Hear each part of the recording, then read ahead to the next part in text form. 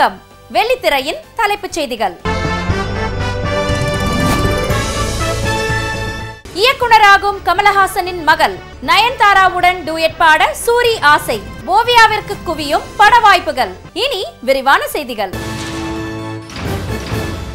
தமிழ், தெலுங்கு, இந்தி ஆகிய 3 மொழிகளில் கமலஹாசன் இயக்கி வரும் சபாஷ் நாயுடு படத்தில் அவருடன் உதவி இயக்குனராக பணியாற்றி வருகிறார் அக்ஷரா ஹாசன். ஒரு இயக்குனராக அப்பா நிறைய சவால்களை கொடுப்பார். ஒரு காட்சியை எடுப்பதற்கு அவர் கையாளும் உக்திகளை பார்ப்பதற்கு கொடுத்து வைத்திருக்க வேண்டும் என்கிறார் அக்ஷரா ஹாசன். நான் எழுதி வைத்துள்ள கதை தமிழுக்குத்தான் பொருந்தும் என்பதால் முதலில் தமிழில்தான் படம் இயக்குவேன் என்று கூறும் அக்ஷரா ஹாசனுக்கு மற்ற மொழிகளிலும் படங்கள் இயக்கும் திட்டம் இருக்கிறதாம்.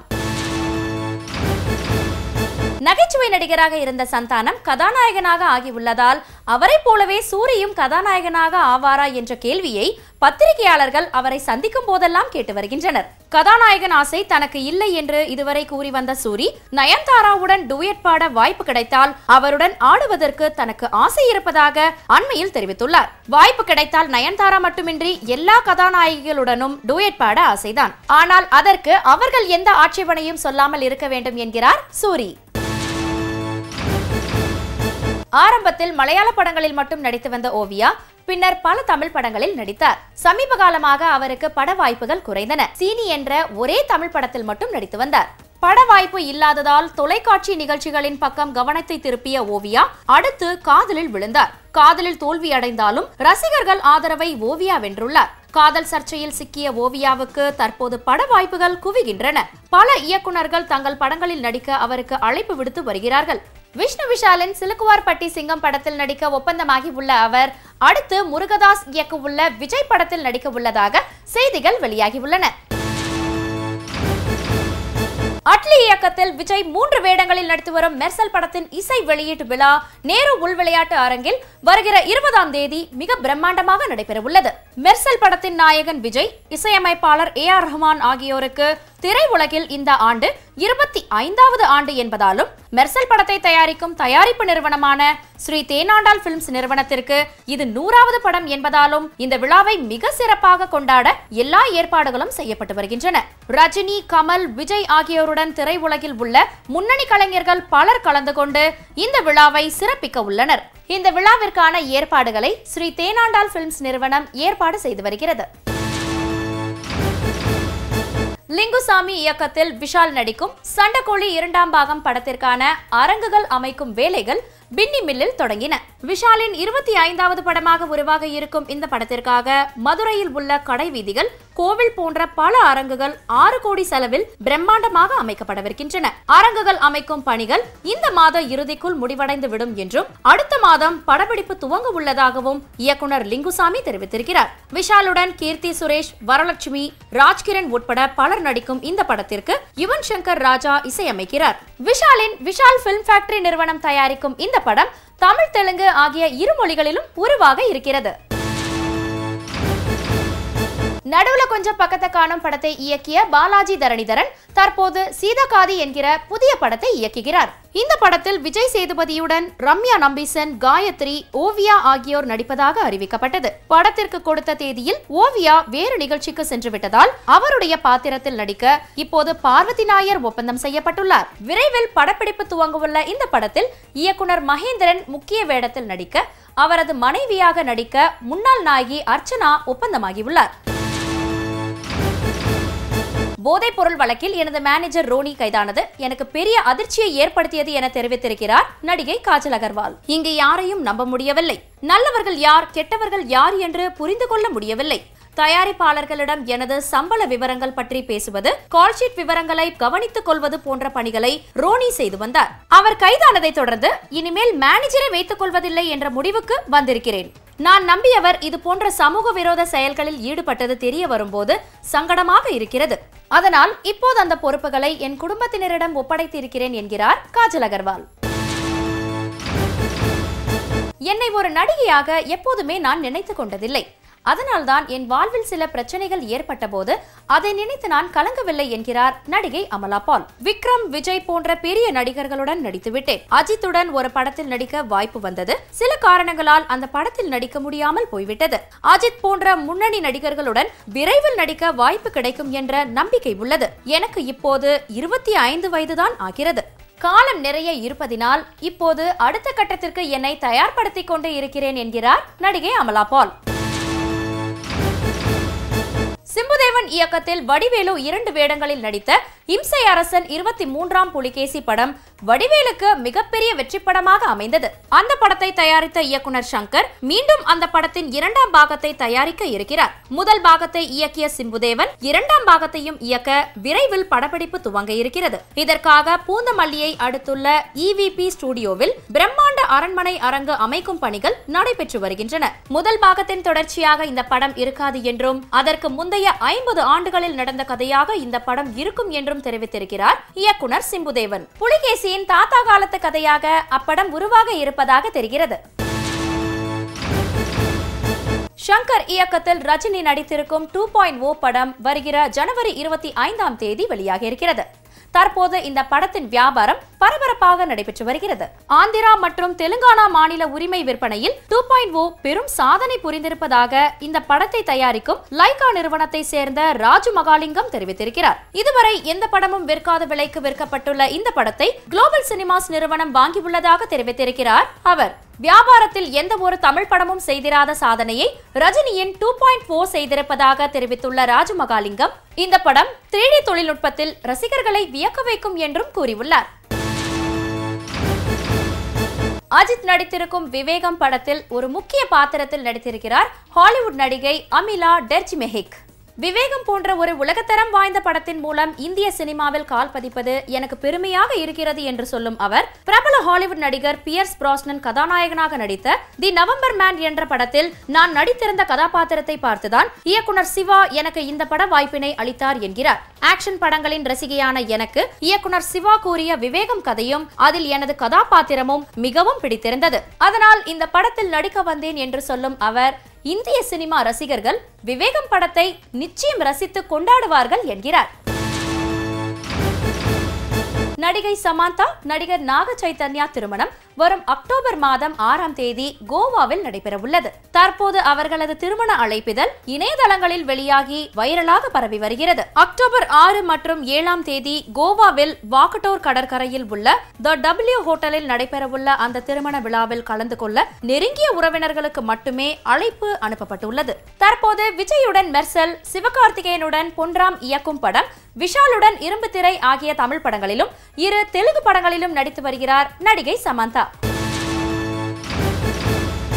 அடுத்து வருவது இயக்குனரும் நடிகருமான சித்ரா லட்சுமணன் அவர்கள் வழங்கும் அந்த நாள் ஞாபகம்.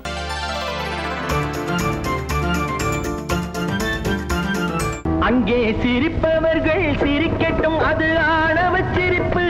இங்கே நீ சிரிக்கும் புன் சிரிப்போ ஆனந்த சிரிப்பு. அங்கே சிரிப்பவர்கள் சிரிக்கட்டும், அது ஆணவ சிரிப்பு. இங்கே நீ சிரிக்கும் புன் சிரிப்போ ஆனந்த சிரிப்பு. நல்ல தீர்ப்பை உலகம் சொல்லும் நாள் வரும் போது அன்று சிரிப்பது யார், அழுவது யார் தெரியும் அப்போது. நல்ல தீர்ப்பை உலகம் சொல்லும் நாள் வரும் போது அன்று சிரிப்பது யார், அழுவது யார் தெரியும் அப்போது. அங்கே சிரிப்பவர்கள் சிரிக்கட்டும், அது ஆணவ சிரிப்பு, ஆணவ சிரிப்பு.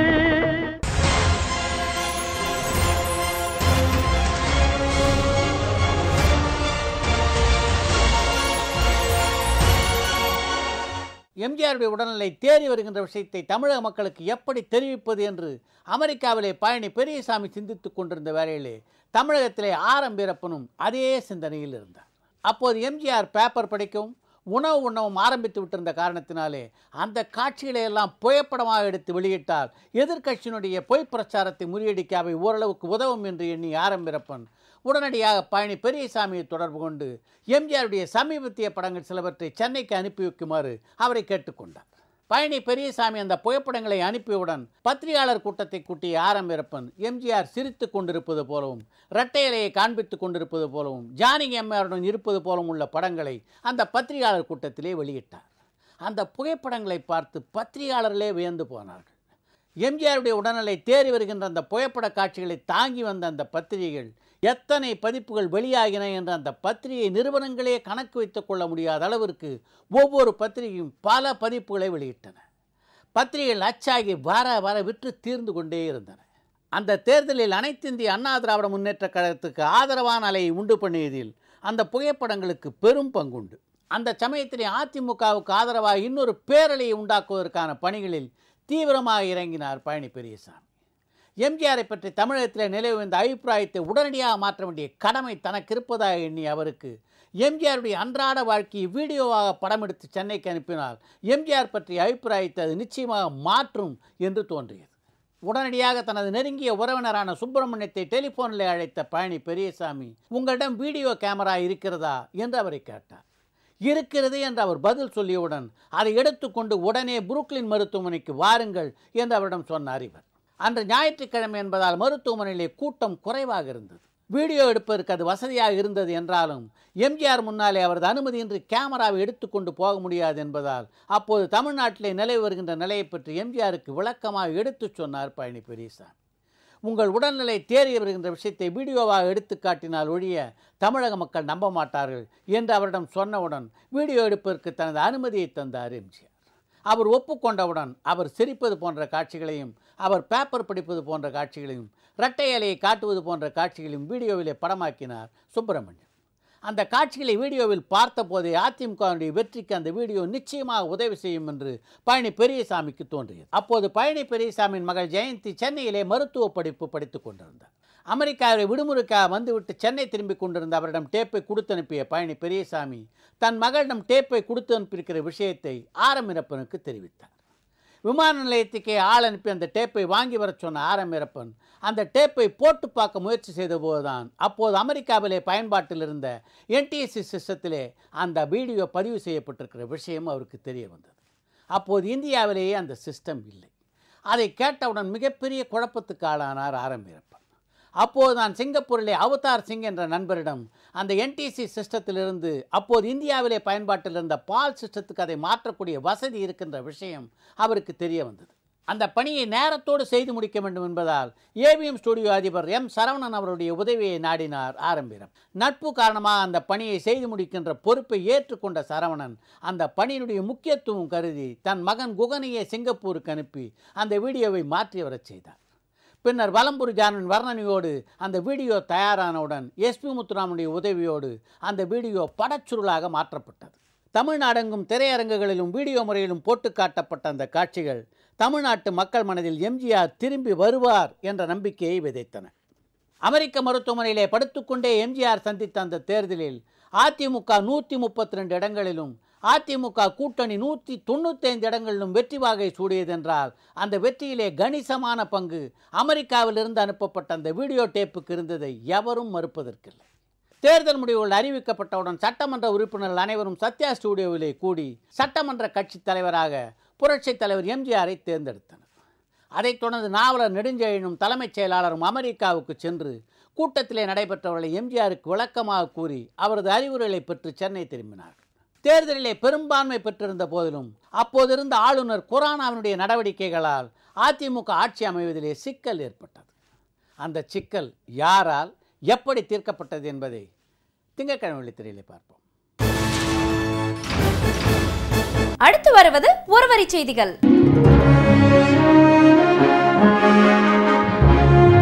சிம்பு இயக்கி வரும் ஆங்கில படம் அடுத்த மாதம் வெளியாக இருக்கிறதாம். இந்தியாவில் பெண்களுக்கு பாதுகாப்பே இல்லை என்கிறார் நடிகை அமலா பால். வெங்கட் பிரபு இயக்கும் பார்ட்டி படத்தில் வில்லனாக நடிக்கிறார் ஷாம். விக்னேஷ் சிவன் இயக்கத்தில் சிவகார்த்திகேயன் நடிக்கும் படத்திற்கு அனிருத் இசையமைக்க இருக்கிறார். நடிகர் ராணா எனது பெரிய அண்ணன் என்கிறார் நடிகை சமந்தா. குடும்பத்துடன் அமெரிக்க நாட்டிற்கு சுற்றுப்பயணம் சென்றுள்ளார் நடிகர் மாதவன். வெளிநாட்டில் நடந்த உண்மை சம்பவத்தை மையமாக வைத்து மாயவன் படம் உருவாகி உள்ளது என்கிறார் இயக்குனர் சி வி குமார். சந்தீப் கிஷன் நடிப்பில் ஒரு படத்தை இயக்க இருக்கிறார் இயக்குனர் கௌதம் மேனன். கதாநாயகனாக நடிக்க எனக்கு விருப்பமில்லை என்கிறார் நகைச்சுவை நடிகர் சூரி. அடுத்து வருவது ரகசியம்.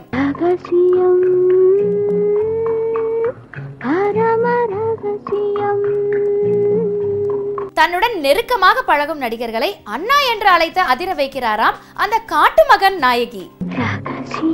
தான் யார் கட்டுப்பாட்டிலும் இல்லை, சிங்கிளா தான் இருக்கிறேன் என்று அடிக்கடி சொல்லி வருகிறாராம் அந்த மில்க் நடிகை. நீங்க ரொம்ப அழகு என்று புகழ்பவர்களின் கண்களில் உண்மை இருக்கிறதா என்று ஆராய்ச்சி செய்து பார்க்கிறாராம் அந்த சூது நடிகை. கருப்பா இருந்தாலும் வெள்ளையா இருந்தாலும் இனிமே 2 ஹீரோ படங்களை இயக்கவே கூடாதுன்னு முடிவு செஞ்சிருக்காராம் அந்த மாஸ்டர் நடிகர். பட வாய்ப்புகள் குவிவதால் தன்னுடைய சம்பளத்தை உயர்த்த முடிவு செய்திருக்கிறாராம் அந்த ஓவியமான நடிகை. அடுத்து வருவது சொன்னார்கள்.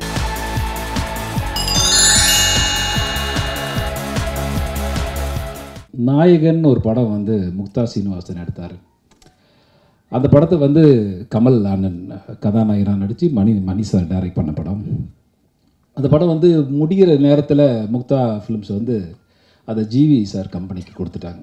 ஸோ அவங்க தான் அந்த ப்ரொடக்ஷன் எடுத்தாங்க. அந்த படத்தோட பேர் நாயகன். உங்களுக்கு தெரியும், மிகப்பெரிய படம், மிகப்பெரிய வெற்றி படம். நடிப்புக்கு ஒரு உச்சத்திற்கு கமல் அண்ணனை கொண்டு போன ஒரு படம். அதற்கு பிறகு அந்த படம் ஓடின பிறகு முக்தா சீனிவாசன் சார் வந்து கதாநாயகன் ஒரு டைட்டில் வச்சு பாண்டியராஜன், என் அருமை சகோதரர் பாண்டியராஜனும் அருமை சகோதரர் எஸ் வி சேகர் இணைந்து அந்த படமும் நகைச்சுவையில் ஒரு மிகப்பெரிய வெற்றி படமாக அந்த படம் அமைஞ்சது.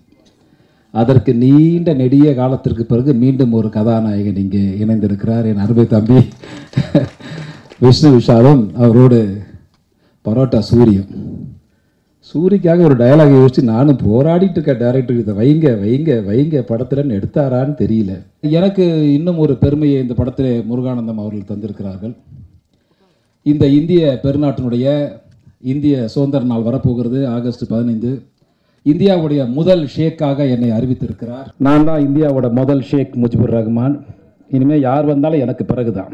என்ன நினச்சாரே தெரியல, இப்படி ஒரு கெட்ட போட்டு என்கிட்ட கொடுத்தா. நான் சொன்னேன், என்ன விளையாடுறீங்களா அப்படின்னு கேட்டேன். இல்லை சார், உங்ககிட்ட மக்கள் விளையாட நினைக்கிறாங்க, அதனால் நீங்கள் இதை பண்ணணும் அப்படின்னாரு. ஏன் வில்லனா பண்ண மாட்டேங்க? யாருப்பா பண்ண மாட்டேன்னு சொன்னேன். நானாடா சொன்னேன் பண்ண மாட்டேன்னு. நல்ல வில்லன் வந்தால் இப்போ கதாநாயகர்களே எடுத்துக்கிறாங்க. இன்னும் நல்ல வில்லனாக இருந்தால் யாராவது இந்திக்கார்ட்ட கொடுத்துட்றாங்க. அப்போ நாங்கள் என்ன தான் பண்ணுறது? சரி பரவாயில்ல, இருக்கிற வேலை இந்த வேலை தான், நல்ல வேலைன்னு சொல்லிட்டு பண்ணோம். ஷேக்காக நடிச்சிருக்கேன், பார்த்துருப்பீங்க. ஷேக் தானே என்னை ஷேக் பண்ணி பார்க்க முடியாது. இந்த மாதிரி நிறைய பேர் என்னை ஷேக் பண்ண பார்த்தாங்க, ஆனால் ஷேக் பண்ண முடியல. அதனால் நான் இன்னும் ஷேக் ஆகாமல் தான் இருக்கேன். ஆனால் இந்த படத்தில் நான் ஷேக். தலையில் துணி கட்டினவங்க பூரா ஷேக் ஆகிட முடியாது. கதிராமங்கலத்தில் நிறைய பேர் தலையில் துணியை போட்டு உட்காந்துருக்காங்க, அவங்கெல்லாம் ஷேக் கிடையாது, பாவம்.